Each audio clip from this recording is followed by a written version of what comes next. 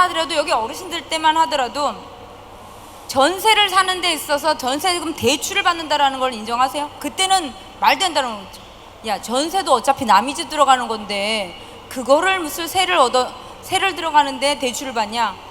더 싼 데로 가가지고 빨리 돈을 모아, 이렇게 얘기했는데 요즘 친구들은 그렇지 않아요.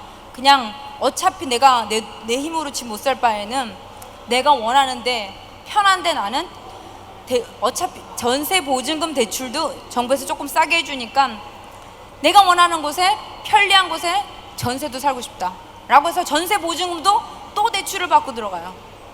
그런 경우가 대부분 많기 때문에, 그렇기 때문에 더 입지가 조금 올리는 곳들이 월세도 올라가고 전세값도 올라가고 새집이 더 비싸지고, 그렇게 시장이 양극화돼서 가고 있다라는 거죠.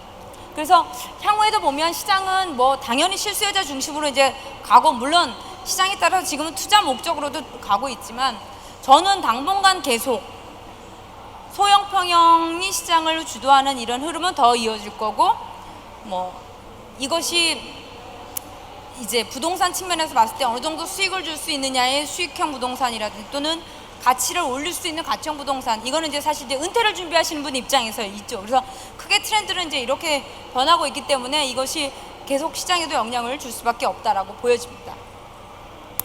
자, 그리고 그러면 대출을 이제 과연 받아야 되느냐, 얼마 받는 게 좋으냐, 뭐 대출 받아서 집 사는 게 어떤가, 이제 이런 고민을 하게 되는데, 예를 들면 전세하고 월세하고 놓으면 당연히 전세가 주거비가 싸죠. 왜냐하면 월세로 전환하는 월세 전환율이 그래도 5%는 되거든요. 그렇기 때문에 전세로 하면 지금 뭐 전세금 보증금 이율이나 이렇게 놓고 본다 하더라도, 여기 똑같이 1억을 빌려가지고서는 그냥 전세로 살 때하고 그거를 월세로 낼 때 비하면 월세보다는 당연히 임차인 입장에서는 전세가 나아요. 그러면 이제 대출을 받아서 집을 사야 되느냐? 근데 대출 안 받고 집 살 수가 있나요? 그거 뭐 어떻게 다 돈을 마련할 때까지 있겠어요? 뭐 어느 정도가 적정하냐? 사실 좀 어려운 질문이에요. 그러나 이렇게 한번 생각을 해보세요.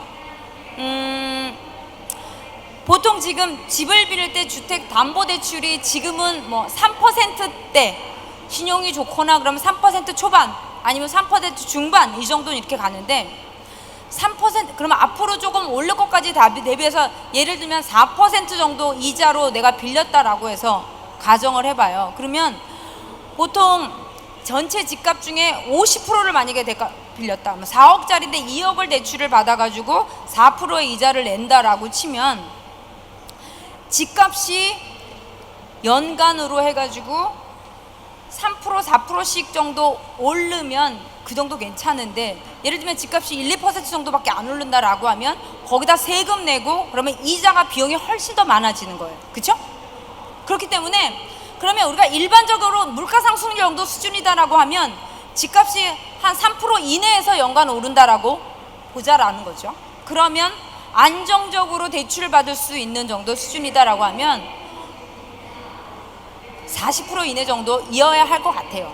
지금의 금리 수준이면 30% 정도 수준이면 좋지만 40%까지는 용인될 수 있는 수준인 것 같아요. 물론 본인이 갚을 수 있으면 괜찮지만, 일반적으로 어떤 정도의 공식을 얘기하라고 그러면 전체 집값 대비해서 그 정도 수준이 갚을 수 있는 수준이라면 대출 받아서 지금 집 사야 돼?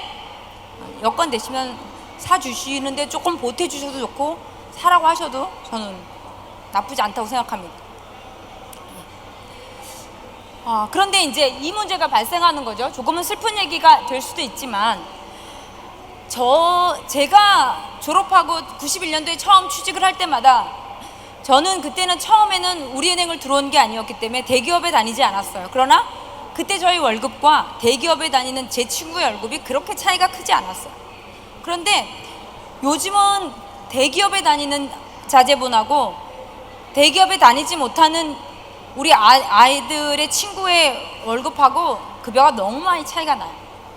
그래서 보통 평균 임금으로 따지면 대기업에 많이 받는 데는 평균 한 400만 원 정도다고 치면, 중소기업 다니는 친구들 같은 경우는 200만 원 조금 넘어요. 230만 원 정도 수준이기 때문에, 만약에 대기업에 다니고 있는 우리 며느리도 대기업 다니고 아들도, 그래서 이런 친구들은 거의 월 수입이 800만 원인데 외벌이를 하거나 중소기업에 다니고 있다 그러면 너무 이게 격차가 커지는 거죠.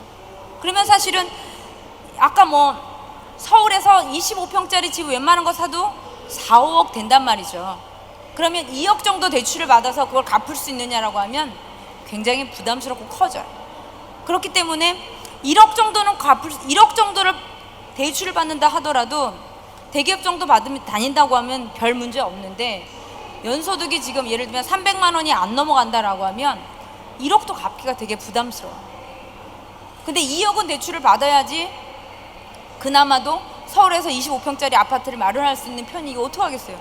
그럼 아들한테 5천만 원, 며느리한테 5천만 원 이렇게 증여를 깔끔하게 해주시면 좋을 것 같은데, 아무튼 그거는 여러분들의 선택의 몫이지만 그런 문제들이 발생하기 때문에 조금은 이제는 저도 어쩔 수 없이 지금 상황이 이러다 보니까 조금은 아이들이 열심히 해서 본인들이 갚을 수 있는 여력이 되면 조금은 도와주세요.